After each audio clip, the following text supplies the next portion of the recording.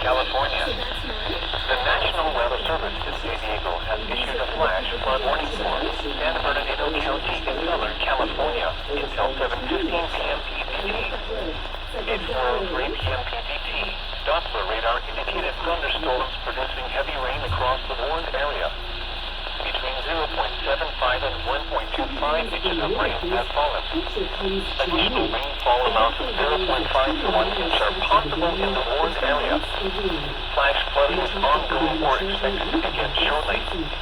Hazard, life-threatening flash flooding. Thunderstorms producing flash flooding. Source, radar. Impact, life-threatening flash flooding of creeks and streams, urban areas, highways, streets, and underpasses.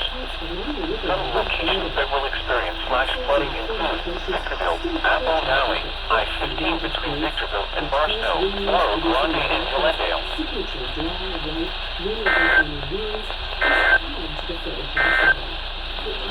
Flash flood warning for the following counties: San Bernardino, California.